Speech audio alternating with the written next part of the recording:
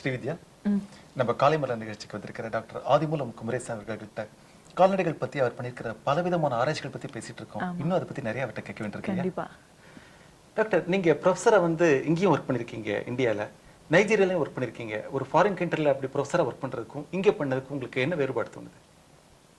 அந்த ஃபாரின் கண்ட்ரியில் வேலை பார்க்குறது அப்படிங்கிறது அது ஒரு சுகமான அனுபவம். ஏன்னா அங்கே வந்து கல்ச்சர் டிஃப்ரெண்ட், ஸ்டூடெண்ட்ஸ் வந்து டிஃப்ரெண்ட், அவங்களோட லிங்குஸ்டிக் இது அப்ரோச் அதுவும் வந்து டிஃப்ரெண்ட். ஆனால் நம்ம இந்த சூழ்நிலையில் வந்து அங்கே எளிமை எல்லாமே வந்து எளிமையாக இருந்தது. ஏன்னா எல்லாம் ரெடிமேடாக இருக்கிற ஒரு இடத்துல வந்து நம்ம இதெல்லாம் செய்கிறோம்.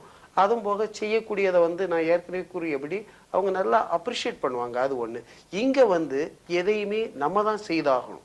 இங்கே வந்து சூழ்நிலையில் இங்கே இன்னும் இருக்கக்கூடிய பேராசிரியராக நான் இருக்கிறேன்னா எந்த ஒரு ஸ்டூடெண்ட்டுக்கு எதுவும் புரிஞ்சுதா புரியலையான்னு நீங்கள் 100 தடவை கேட்டாலும் யாரும் எந்திரிச்சு நின்று பதில் சொல்ல மாட்டாங்க.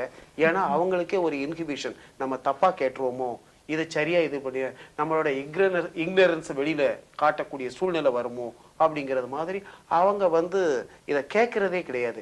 நீங்க 1000 தடவை சொல்லுங்க, ஆனா எந்த ஒரு ஸ்டூடெண்ட்டும் they will never come forward to ask questions from the professors.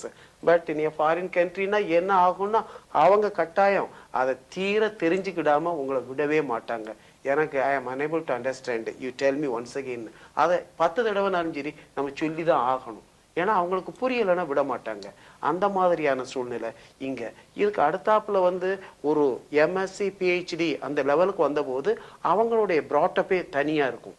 அவங்கெல்லாம் ஒரு இதை அச்சீவ் பண்ணிட்டோம் அப்படின்ட்டு ஒரு மெச்சூர்டு அவுட்லுக் இருக்கும். இங்க உள்ள பிள்ளைகளுக்கு அந்த அளவுக்கான ஒரு மெச்சூர்டு அவுட்லுக், எம்எஸ்சி படிச்சுட்டு போனாலும் ஒரு இன்டர்வியூ ஃபேஸ் பண்றதுக்கோ, பிஹெச்டி என்கிட்ட நிறைய ஸ்டூடெண்ட்ஸ் பிஹெச்டி பண்ணியிருக்கிறாங்க.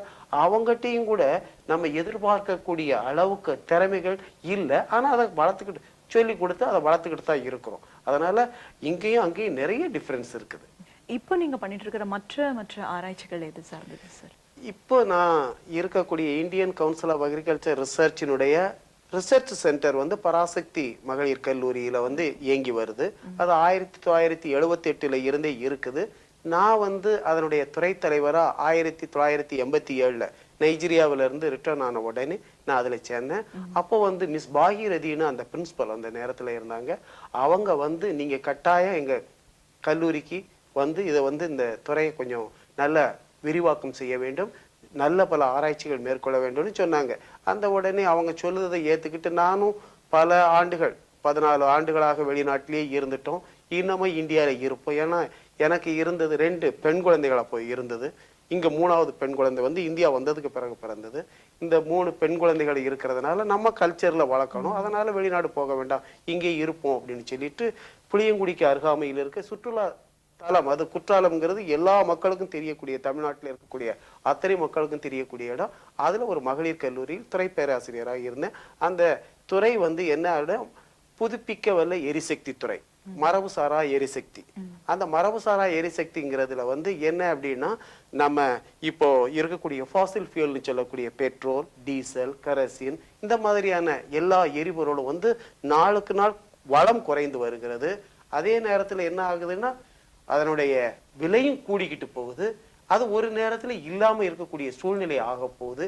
இதுக்காக மாற்று எரிசக்தி வேணும் அப்படின்னு கவர்மெண்ட் ஆஃப் இந்தியாவும் சரி, தமிழ்நாடு கவர்மெண்ட்டும் சரி நிறைய ரிசர்ச் பண்ணணும் அப்படின்னு சொல்லிட்டு பண்ணும்போது இந்த எரிசக்தி துறையில நான் நுழைஞ்சு சாண எரிவாயு அதை சார்ந்த மற்றும் பல ஆய்வுகளை மேற்கொண்டுள்ளேன். அந்த சாண எரிவாயுன்னு அதை மாத்திரம் நாங்க பண்றதில்ல, நுண்ணியறியல்ல பிஹெச்டி பண்ணி ஆய்வு மேற்கொண்டு இருக்கிறோம். இந்த மரைன் பயாலஜின்னு சொல்லக்கூடிய இந்த sponge bioactive compounds marine சோர்ஸ்ல இருந்து எடுத்து அந்த ஆராய்ச்சி பண்ணியிருக்கிறோம். என்விரான்மெண்டல் பொல்யூஷன் சொல்லக்கூடியது, இந்த பூரா மாசு, சுற்றுச்சூழல் மாசுபடுவதை பற்றி அதுல ஆய்வுகள் 2 பிஹெச்டி பண்ணியிருக்கிறாங்க. 2 ப்ரொஃபஸர்ஸ் அதை முடிச்சிருக்கிறாங்க. அதே போல அதை வந்து என்ன what are the strategies to be ஃபாலோடுன்னு அந்த இதை வந்து நாங்கள் சொல்லியிருக்கிறோம். இது மற்றும் அந்த பால் வளத்துறையிலையும் சரி மற்ற துறையிலையும் சரி நிறைய பண்ணியிருக்கிறோம். இப்போ நாங்கள் செய்கிற இந்த மரபுசாரா எரிசக்தி வந்து இந்த ஊரக வளர்ச்சிக்கு வந்து ரொம்ப பயனுள்ளதா இருக்குது. ஏன்னா சாண எரிவாயு வந்து ஒரு கிராம விவசாயிகளுக்கு ஊக்குவிக்கக்கூடிய ஒரு திட்டம். அவங்களுடைய எரிசக்தியை இது பண்ணுது. டீஃபாரஸ்டேஷன் சொல்லக்கூடிய அங்க இருந்து மரங்களை வெட்டி எரிச்சுக்கிட்டு இருக்கிறதுக்கு இந்த மாதிரி சாண எரிவாயுனா சுழற்சி முறையில் ரீசைக்ளிங் ஆஃப் மெட்டீரியல்ஸ் அதை வந்து நம்ம பண்ணும்போது ஒரு நல்ல எரிசக்தி கிடைக்கும், நல்ல இயற்கை உரம் கிடைக்கும். அந்த இயற்கை உரத்தை நம்ம பயன்படுத்தும் போது, வயல்களுக்கு பயன்படுத்தும் போது விளைச்சல் அதிகரிப்பதுடன் அதனுடைய சாயில் தன் கெடாமல் இருக்குது. நம்ம ஃபெர்டிலைசர் மற்றதெல்லாம் போட்டு வீணாக்குறத விட இந்த மாதிரி பண்ணலாம் அப்படின்ட்டு.